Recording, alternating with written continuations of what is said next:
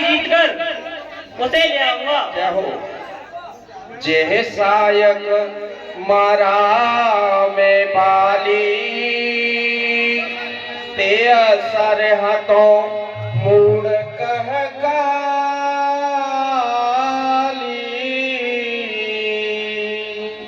जिस वार से मैंने कल वाली को मारा है उसी वार से मैं सुग्रीव को मार दूंगा। जा सुकृपा छूट है मद मोहा जिनको स्वप्न में भी कभी क्रोध नहीं आता, जिनका स्मरण करने मात्र से सभी दुख दूर हो जाते हैं, क्या भगवान राम कभी क्रोध कर सकते हैं? तब अनुज समझावा रघुपति करुणासी।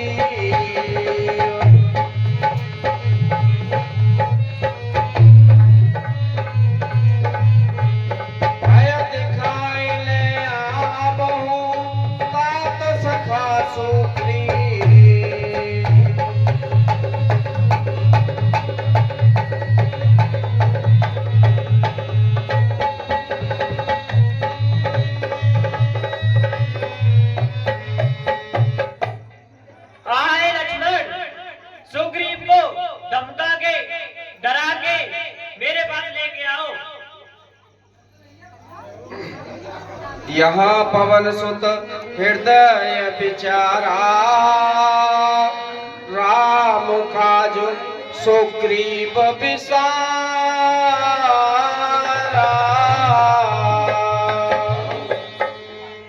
जो आज्ञा भैया।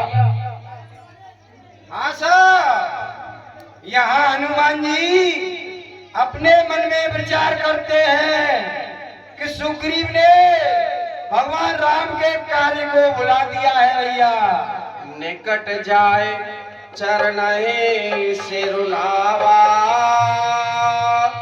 चार हो मेरे देह कहे समुझावा।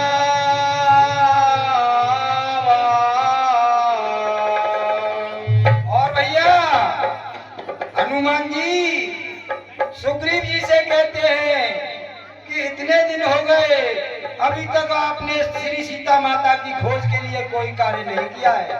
सोने सुग्रीव परम भयमाना विषय भोर हर लीन हो गया।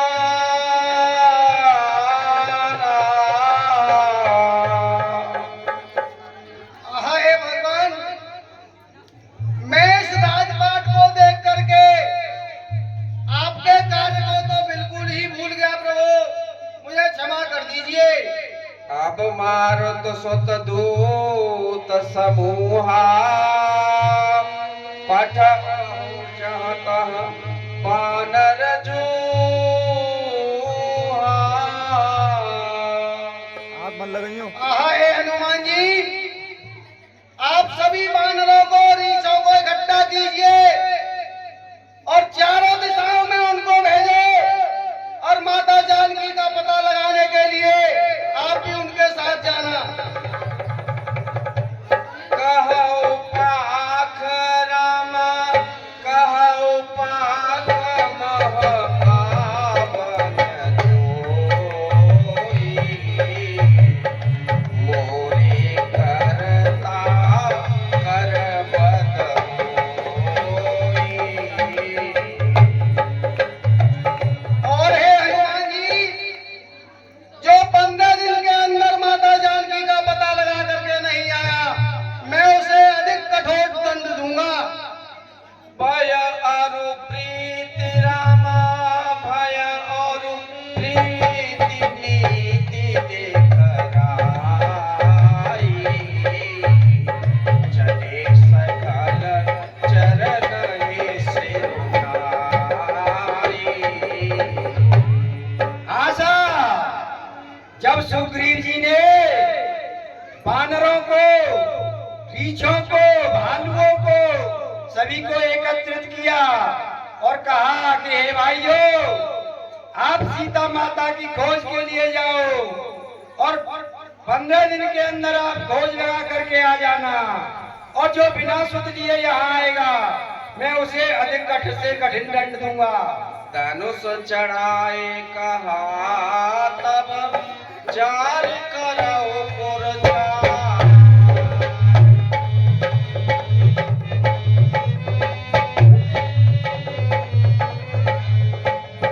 व्याकुल नगर देख तब आयौ बाली कुमार।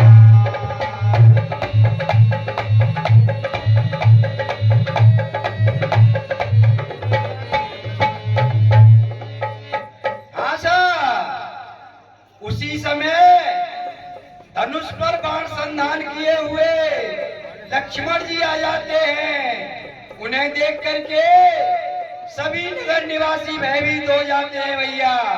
और उसी समय बालीपुत्र अंगद वहां आते हैं। नाथ विषय तो पावर चंचल बंदर है, ये तो मुनियों के मन को भी मोहित कर लेता है। भगवान हम तो फिर भी मूर्ख प्राणी हैं। भाइयों सभी लोग सीता की खोज करने के लिए निकल जाओ और 1 महीना के अंदर अंदर ही वापस आ जाना। वचन सुनत सब बानर तो चले तुरा।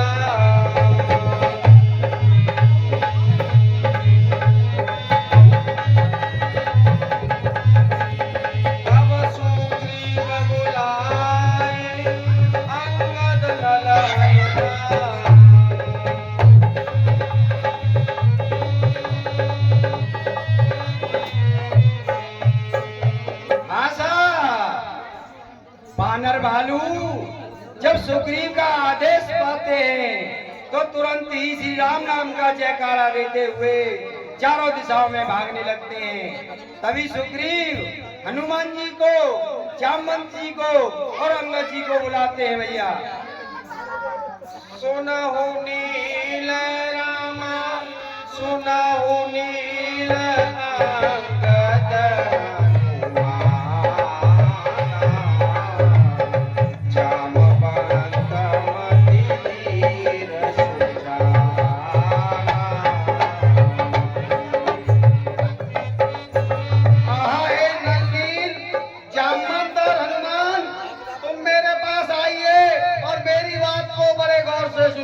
सकल सुभट रामा सकल सुभट दक्षिण जाऊं। सीता सोए पूछे सब पाऊं। और हे जामवंत तुम बुद्धि में निपुण हो, इसलिए इन सभी वानरों को लेकर के दक्षिण दिशा में चले जाइए। मन क्रम बचन रामा मन क्रम बचन सोचतर विचारे रामचंद्र करि काज सवारे। और हे भाइयों तन से और मन से सभी प्रकार से आप भगवान राम के कार्य को करिए। पाछे पवन रामा पाछे पवन कन्हैया सिरुनावा। जाने काज प्रभु निकट बुलावा। और हे हनुमान आप इन सब में बुद्धि में निपुण हो, बुद्धि विवेक से माता जानकी का पता लगा करके आ जाइए। परसा शीस रामा परसा शीस सरोवर पानी। कर्म मुद्रिका जय वहां ये मुद्रिका उनको दे देना। चले सकल बन खोजत सरिता सरगिरि खो। जय जय राम काज लय लीन मन बिसरा तन कर छो।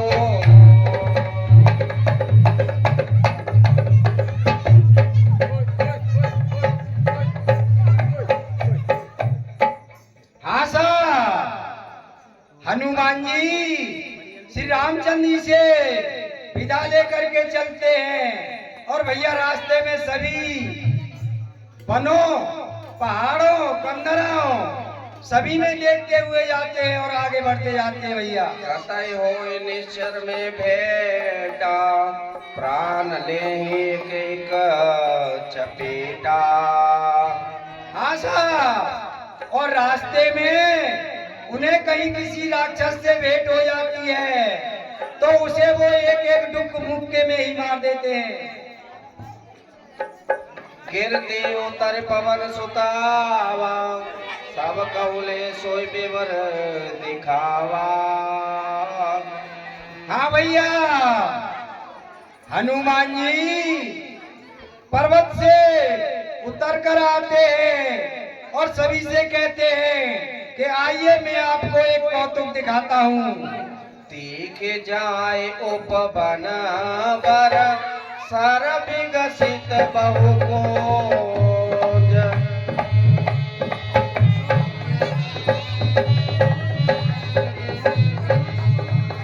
मंदिर गरु चीरता, बैठ नारी तपबो।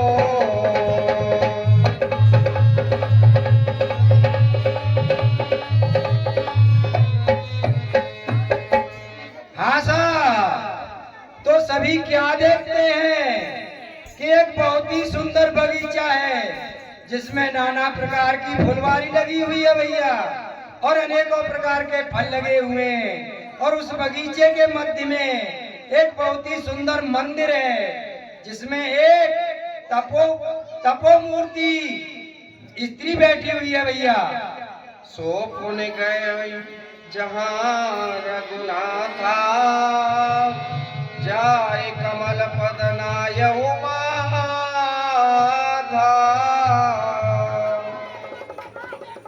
आशा, जब बंदर उसके पास जाते हैं तो कहते हैं कि हे माई, हमें तो बहुत भूख प्यास लगी है। तो वो कहती है कि जाइए और बगीचे में सुंदर सुंदर फल खाइए। इतना कह करके और फिर भैया वो रामचंद्र जी के पास पहुंच जाती है। बदरी बन आज्ञा सिरोधार्य करके बदरी बन के लिए जाती है और मन में अपने श्री रामचंद्र जी के चरणों को अपने ध्यान में, हृदय में धारण करती है। जब वानर आपस में जिक्र कर रहे थे तो कह रहे थे भैया जटायु तो बहुत ही अच्छा था, उसने भगवान श्री राम के कार्य में अपने प्राणों की भी बलिदानी दे दी भैया। उस बात को संपाति पर्वत कंदरा में सुन रहा था भैया, तो वो बाहर निकल के आता है। डर पे की धरामा, डर पे की दर बचन सुनी अब बाहर। और संपाति कहने लगा कि आहा, आज तो मुझे एक साथ ही बहुत सारा भोजन मिल गया। इस बात को सुनकर के बानर डरने लगे। तो संपाति बाहर निकल के आता है और भैया जटायु के बारे में पूछने लगता है कि आप जटायु के बारे में कैसे जानते हो।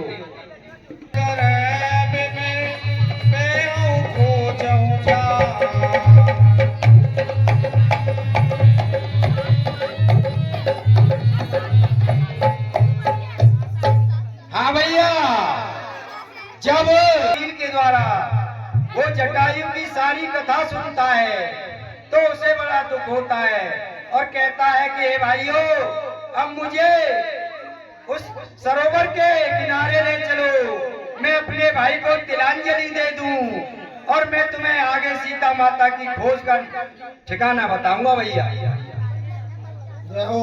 अनुज क्रिया रामा, अनुज क्रिया करे आशा, संपाति अपने भाई की तिलांजलि देता है और फिर वानरों को अपनी और जटायु की कथा सुनाता है भैया।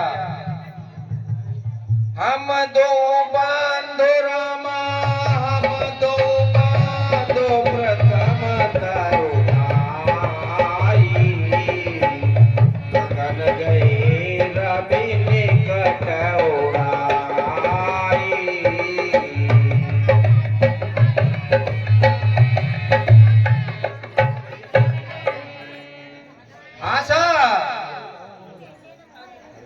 अरे भैया जामवंत जी, ये उस समय की बात है कि जब हम दोनों भाई जटायु और मैं संपाति तरुण अवस्था में थे, तो एक बार हम में आपस में बहस हो गई और हम दोनों उड़ते उड़ते सूर्य के समीप पहुंचने वाले थे। तो जटायु उस तेज को सहन नहीं कर सका और वो वापस आ गया, लेकिन मैं अभिमानी सूर्य की तरफ बढ़ता चला गया और निकट पहुंचने पर ही मेरे पंख जल गए और मैं इस पर्वत कंदरा में गिर गया। मुझे घायल अवस्था में देखते हुए मुनि ने कहा कि जब आप भगवान राम के दूतों के दर्शन करोगे तो आपके पंख फिर से उगाएंगे। और भैया आज तो मेरे पंख निकल आए और मैं तो बड़ा बढ़िया है गो भैया। केर चित्रकूट ऊपर जहता रावण सहज संका। आहा ये जामवंत जी, चित्रकूट के ऊपर लंका है, उसमें रावण बिना शंका के निवास करता है। मैं देखो तुम नाय दृष्टि अपार।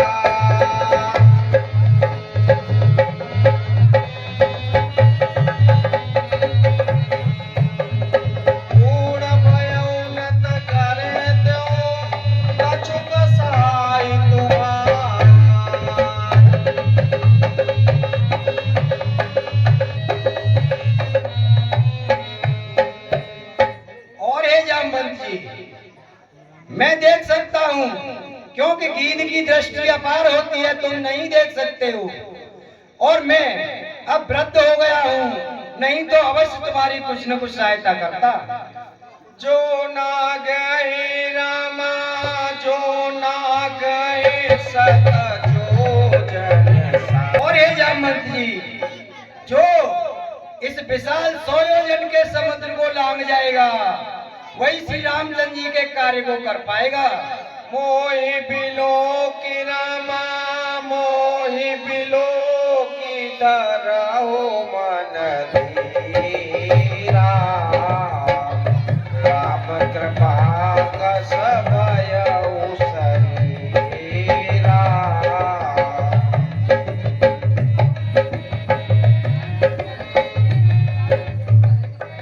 और हे भाइयों, अब आप मुझसे डरो नहीं, मैं भगवान की कृपा से आपके दर्शन करके सुखी हो गया हूँ। अस कही करुण रामा, अस कही करुण गीत जब गया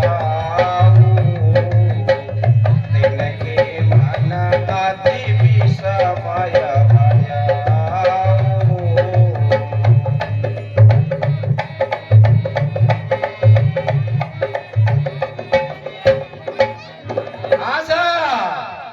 इतना कह करके संपाति चला जाता है, तो वानरों के मन में आपस में ये समस्या उपजती है कि भैया 100 योजन कौन पार जाएगा। निज निज बल रामा, निज निज बल सब